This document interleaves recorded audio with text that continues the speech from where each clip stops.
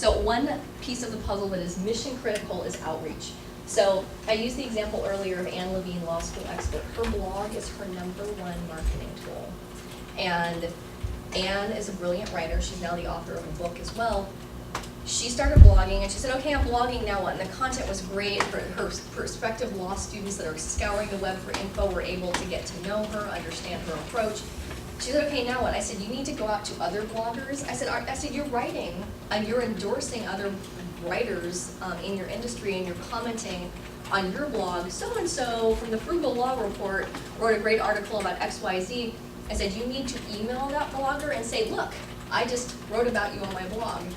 That put her on the map. And if I did a search for Anne Levine. Anne Levine is now a brand. She's a person, but she's also a brand. She buys her advertising, her website comes up. This is someone else who interviewed Anne Levine on toplawschools.com. Frugal Law Student interviewed her. And this is Anne's blog that comes up, and she has since moved her blog to another site. But for a name like Anne Levine that a lot of people have, the fact that she dominates the World Wide Web is pretty remarkable, and it's because of her blog outreach, where she started to just simply take what she was already doing, and she was already writing about other law bloggers, and by simply going out to them and taking that extra step and saying, hey, by the way, I just wrote about you on my blog, these other bloggers are like, whoa, you're an expert, she got a lot of great write-ups.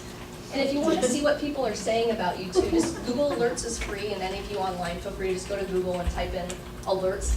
Google will email you anytime the phrase you type in comes up. I recommend you put it in quotes. So like I put in quote Lori Thomas, end quote. I put my clients' names, quote, end quote.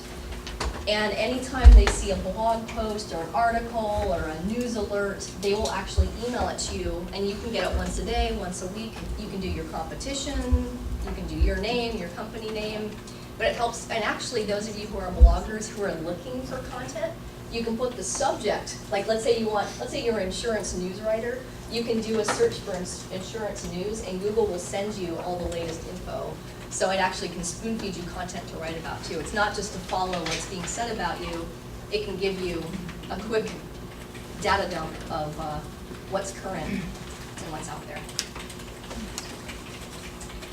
And another way to be a blog babe, widgets. Widgets are geek speak for little design tools, and they help people who like your content get it easier. So if you're on the couch blog from Web Marketing Therapy, and you like the content, but you don't want to be reminded to just have to remember to go to the site every day, RSS stands for Real Simple Syndication. And when you do the Real Simple Syndication, this is the exact same thing. You can just subscribe with this icon if you're geekier, or you can subscribe via email, which is the same technology. Our designer just made it look like you had two choices. Because we know our audience, and our audience are small business owners, entrepreneurs, and marketing professionals, and some of them are like, RS what? so we made our little widgets look that way, but then people can elect to receive the content in their email inbox. Anytime there's a new blog post, they get it in their email inbox. And there are widgets that are free. Feedburner.com is a free tool that you can use. It's just FEEDBURNER.com. And this is Sue's blog. This is Sue's blog in the screenshot. So when you can't be there to help, there's home health aids, and at the bottom, if you want to share this or if you want to bookmark it, she has addthis.com. And those of you that are looking for these steps, the ebook is on webmarketingtherapy.com. Anne Orfila wrote a whole lengthy thing about it. So leverage your assets. Is blogging for me? Do you have a distinction? Do you have value to your organization? Is there value in content that you can share with your target market? Who is your target market? We had a talk on the break about there's some demographics that just don't have access to computers. So yeah, maybe blogging won't be the best business practice. How do you stand out against your competition? I've got to say, a lot of organizations, especially in Santa Barbara, the competition is not blogging. How do you use your emotion? It doesn't have to be like emotion, but it's just like, what's your passion, what's your opinion? Using that emotion helps define your voice. and that's how you become a blog babe. And I was at the Maria Shriver Governor's Conference, Women's Conference in Long Beach on Monday with Amelia, one of my business partners, and Nikki and Kylie. And we were all in different conference sessions, and we were tweeting like little snippets. Ashton Kutcher was one of the speakers, and he has like 40,000 Twitter followers. And so he was there talking about Twitter, and he actually has an organization that's a social media agency that helps social change. And he has found that the power of social media like Twitter is building communities, building followers, where people are electing to follow who they want to target and follow because we're prosumers, not consumers anymore. And I was tweeting from the event, like things that Ashton Kutcher would say, I would tweet it, and colleagues of mine that were not at the women's conference, we were having conversations through Twitter as the event was going on, and actually someone who I did not meet before, but it was connected to a women's group in Los Angeles, said, oh my gosh, I'm in the same session as you, let's meet.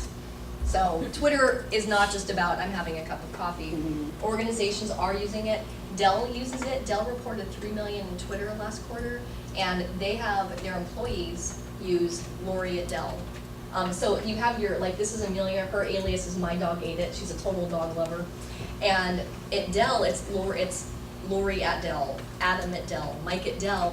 And so Dell uses Twitter to follow conversations and to see what's being said about them on Twitter, and they're jumping on these complaints, they're jumping on questions. Sonos is an organization here in Santa Barbara. They use Twitter to stay in touch with their customers, and it's pretty remarkable. So your Twitter account can link to your blog. So my Twitter account, I'm a web therapist. If you want to follow me, I have my blog automatically feed into it. I use a tool called twitterfeed.com, and it feeds into that. I also have a clear description, and you can link to either your website or your blog. So it's one more way if you're blogging. Twitter's the next logical step. I have some folks who do Twitter posts, and then they actually kind of get their ideas based on their 140 characters for their blog idea, so how you use it is up to you. And they have these @ replies. So I am able to see what people are saying about me by people doing @ and whatever the name is. And you can, when you're writing to people, you're posting it on your Twitter account, but you're posting it with that person's alias. So you're able to communicate that way. And it's kind of called giving a shout out. If you like something that someone says, you can retweet it. Oh, and if you want to see what people are saying about you, you just go to your sidebar and click your Twitter name. Best way you can learn these tools is rolling up your sleeves and getting in there. And if you don't like it, you can kill it. It can go away. It's easy. You can also retweet. So you can put in someone's name in here. And so the retweet is just quoting someone. I really like what Cheryl and C69 said. RT just stands for retweeting it. It's an etiquette way of quoting. And hashtags. Hashtags are, like in blogging you have labels. With Twitter you have these hashtags. So for the women's conference, at the women's conference, it said on the big screen, anything you're saying about the women's conference, and they gave the # WC09. They actually said, ladies, we know you're tweeting about this, and we all use the hashtag WC09 for women's conference. And people that wanted to follow all the tweets just from the women's conference could go to hashtags.org, and they would search for that hashtag, and they'd follow all of it. So like if Amelia and I are co-teaching together, Amelia is one of my colleagues, we teach a social media marketing class together. She said, off to UCSB to teach social media marketing with me, that's me, web therapist. She didn't say with Lori Thomas, she used my Twitter name, which is etiquette, and she did a #, and instead of saying social space media, she gave it a label. So if someone was searching for content relating to social media, that might come up.